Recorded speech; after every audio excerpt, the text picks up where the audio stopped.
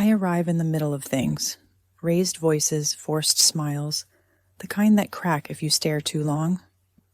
Lindsey hates disorder, she hates interruptions even more.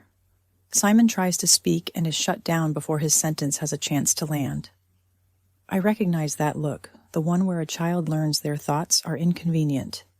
Derek wants nothing more than to see some kind of maternal instinct towards their son, maybe even some warmth, but you can see in his eyes and his forlorn expression that this ship had sailed. If Lindsey wasn't telling her son off or letting him know that he had disappointed her, then they just weren't interacting. It hadn't always been this tense from what I knew. When Lindsey and I were close years ago, her and Derek were happy and seemed to have it all. Now I wonder whether having it all was just the money, the house and the cars, not the happiness. Simon tried one last time to get some attention from his mom, hoping that she would turn to him and listen, but knowing that the hope would soon turn to fresh tears in his eyes, looking to his dad for some kind of comfort, he chose to walk away before he could be let down again. Derek kisses Lindsey's cheek like muscle memory and escapes to the pool. Lindsey watches him go, irritation swallowed whole. This house is beautiful, but it's loud in all the wrong places. I tell the girls this is an adventure. New place, new start, fresh air. I say it brightly, convincingly. Carla pretends she doesn't need the speech, while she remains enthusiastic for her younger sister's sake. She'll never know how much I appreciate that. As a freshly single mom in a new town, I need a teammate.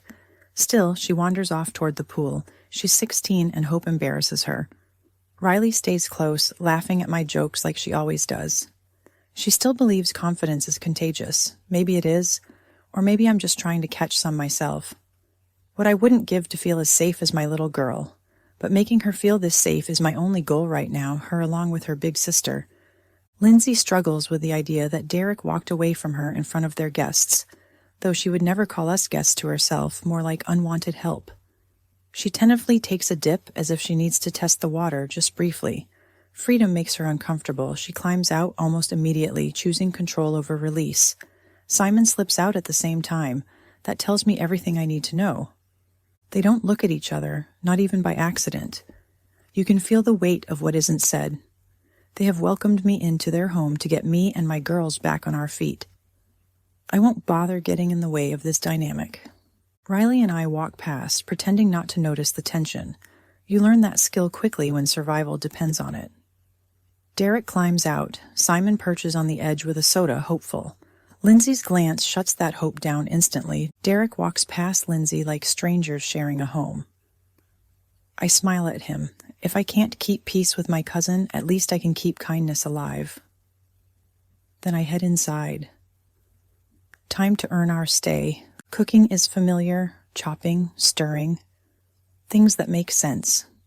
I tell myself this is a fresh start. I tell myself Lindsey agreed to this, but the walls feel tight already. Like I was invited, reluctantly. Still, I'm an optimist. Someone has to be. Riley comes in with Simon trailing behind her. He moves like the floor might disappear beneath him.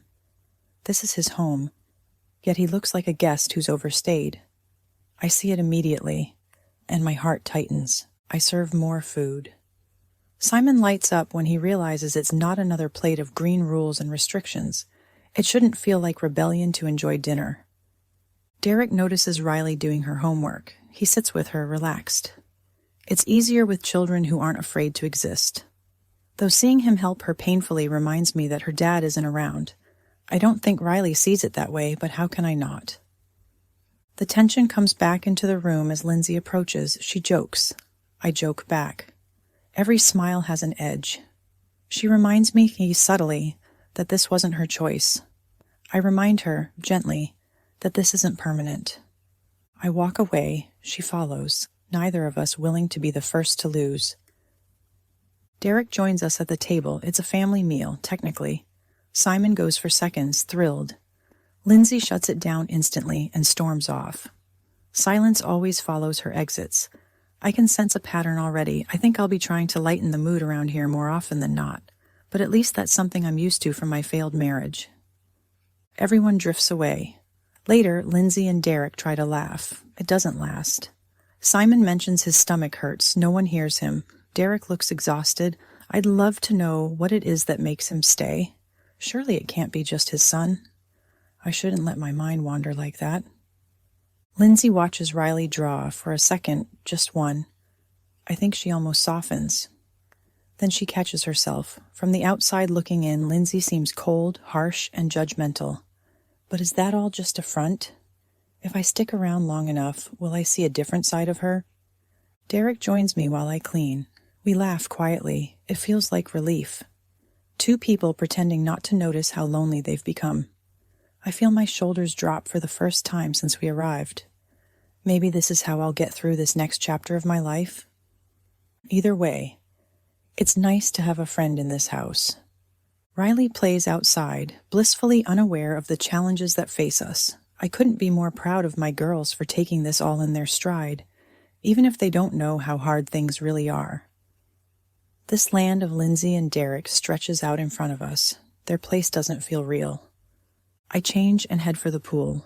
If everything else is falling apart, I'm taking this.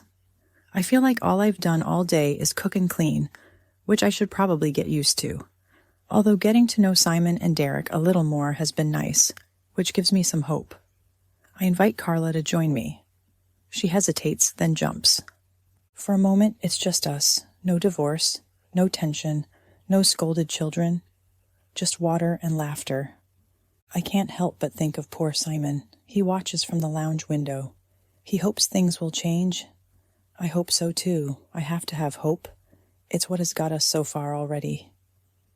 As for tonight, everyone falls temporarily asleep by the pool whilst Carla and I swim, avoiding tomorrow for just a little longer.